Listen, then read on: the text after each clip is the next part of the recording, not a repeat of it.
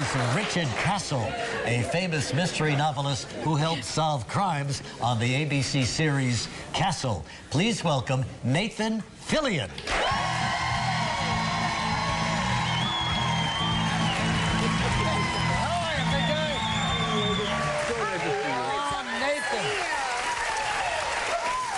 Welcome back to our show, Nathan. It's only taken you 15 years. Do you remember? Yeah. I don't know if you remember, because you're a busy guy. You see a lot of people in and out. I can never forget a name, Nathan Fillion.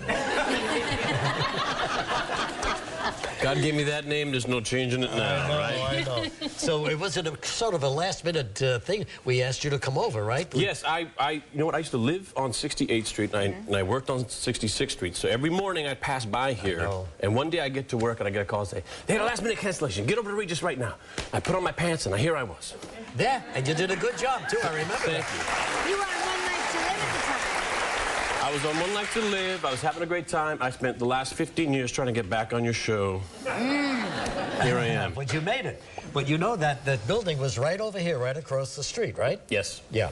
And it still is. all my children were there. No, all my children were there. Remember? This is back when you were working on that show. Yes, but we had moved at that point down to 320. That's right. Yeah. Right. Anyway, it's good to see you again. And I have to thank you too, because when I was living here, I had my parents come visit, and I arranged for them to come and watch your show. Sure. And you were doing a double header that day. You were doing two shows at the same time. So your poor parents. They sat in one set of chairs over there and for one show, and then they picked them up and had them sit somewhere else. Still goes on today. People get up and go where they want to go.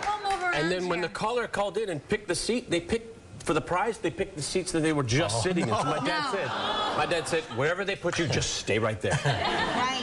He played a guy named Joey Buchanan, right, on One Life to Live. One of the famous Buchanans. Now, did you know all the soap ladies and guys who worked here in New York? Right, it was like Kelly, right? It's like a fraternity. Yeah. Yes, it is.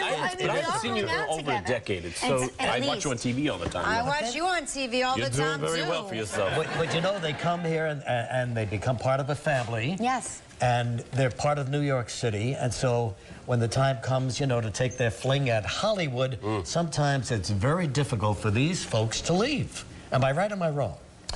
You know what? I mean, I've heard stories. For me, it was a piece of cake. You know what? Here's what happened to me.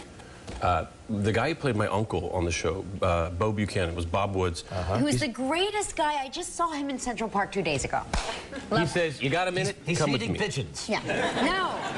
Kidding. He says, come with me, sit down, and he says, this is how it's going to go. They're going to tell you to do this, they're going to ask you to stay more, they're going to want you to do this, and here's what you're going to say. You're going to say this, and then they're going to say that, and then they're going to say this, and you're going to say this, and then you're going to go to L.A. and try your hand. He gave me the courage to just pick up and leave. If it wasn't for Bob Woods, I can imagine a lot of folks go through that trial, you know, whether I should go or not, right? I was a young man. I was terrified. I had no idea what was going on. But you did just fine. Well, you became Castle on this other ABC show. Yeah, I'm working really hard. We got a second season. But you're still on Desperate Housewives, are you? No. That was like just one season. Do you think they put you there and they were like, this guy is fantastic. We got to come up with something for him. In my dreams, that's how it happened? Yes, absolutely. I figured, you know what, Desperate Housewives, I've made it. Now I'm famous. There's no denying it. And a friend of mine came to visit the set, a friend of mine from high school, and I took him up to Wisteria Lane. I was showing him the houses. The tram went by, and you hear the lady in the tram saying, ladies and gentlemen, if I'm not mistaken, we just passed by one of the newest cast members of Desperate Housewives, Nathan Lane. Close.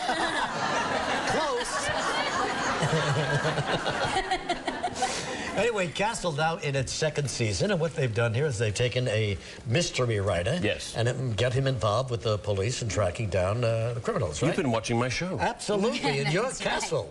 Yeah, I've been having a really good time. It's a lot of fun. I like to do things on TV that I can't get away with in real life, and that's Castle's every day. He's got no filter to say, maybe I should stop. Maybe this is enough. Let's take a look at Castle in action right now. This is Rick Castle. Rick Castle. Your ex.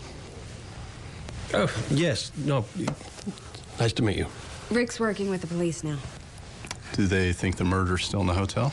Well, that depends on whether the attack was random or someone she knew. So you think one of the guests could have killed her? We have to consider every possibility. You'll have to excuse us. We have people arriving downstairs. Of course.